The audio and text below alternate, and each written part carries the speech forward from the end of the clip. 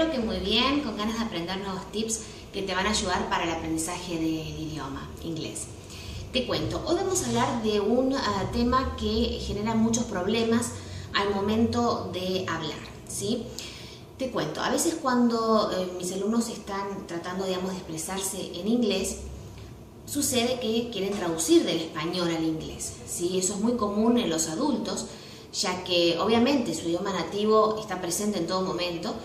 Entonces, en el momento de hablar, igual que escribir también, quieren traducir literalmente del español al inglés. Obviamente no es lo mejor, ¿sí? Lo ideal es tratar de pensar en inglés, pero para llegar a ese momento en que ya no estamos pensando en español, sino que directamente pensamos todo en inglés, hay que pasar por diferentes etapas, ¿sí? Y hay una etapa intermedia en la que a veces los alumnos se quedan estancados y por la cual muchas veces no logran tener la fluidez deseada, ¿sí? ¿Cuál es el problema? Cuando tú quieres decir una frase y la quieres decir exactamente con las mismas palabras que las dirías en español, decirlas en inglés, te puedes encontrar con el problema que hay palabras que no las conoces. Entonces, en ese momento hay dos opciones. Número uno, quedarse callado, paralizado y no hablar más. Que eso es lo que muchas veces la gente hace, que obviamente no es lo ideal. Y la opción número dos es aplicar la técnica de paraphrasing. Paraphrasing es parafrasear. ¿Qué significa? Decir lo mismo que queremos decir en español o con ciertas palabras, pero dichas con unas palabras diferentes que sean más fáciles para ti, que sean palabras que tú conozcas muy bien, ¿sí? Te voy a dar un ejemplo de paraphrasing para que veas que esto es muy sencillo de realizar.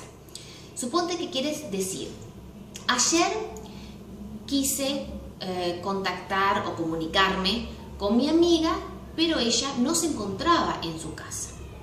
En esta frase van a haber dos piedritas, que son: la primera, el verbo comunicarse, puede ser que no lo conozcas, y en la segunda piedrita, el verbo encontrarse, quizás sea un verbo que no lo conozcas. Entonces, en ese caso, opción 1, quedarse callado o paralizado, que no es lo ideal.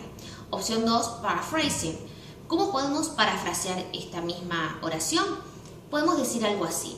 En vez de decir, yo ayer quería comunicarme con mi amiga, pero ella no se encontraba en su casa, podemos decir en lo que en español sería: ayer yo quise hablar con mi amiga, pero no estaba en su casa. Allí tenemos verbos que son más sencillos de usar. Entonces podemos decir en inglés: yesterday I wanted to talk with my friend, but she wasn't at home or at her home, para ser más específicos.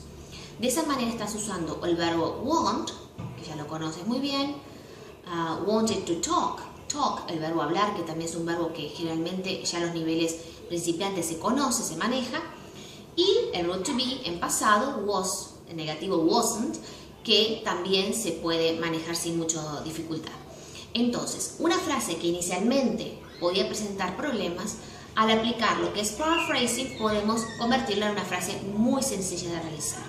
Te recomiendo que apliques paraphrasing en el primer momento, que es en la parte escrita, cuando tú vas a escribir y no consigues la palabra exacta en inglés. Trata de aplicar paraphrasing, decir lo mismo de otra manera para usar palabras que tú ya conozcas.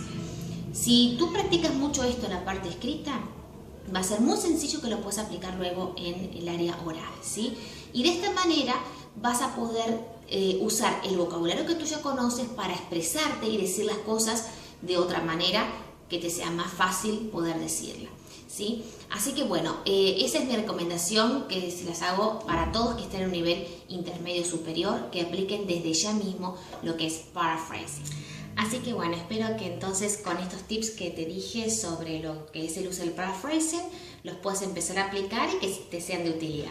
Cualquier consulta que desees realizarme, tanto de gramática, vocabulario o relacionado con técnicas de aprendizaje, no olvides escribirlas aquí en los comentarios y bueno, pronto te podré estar respondiendo. Estamos en contacto. See you soon. Bye bye.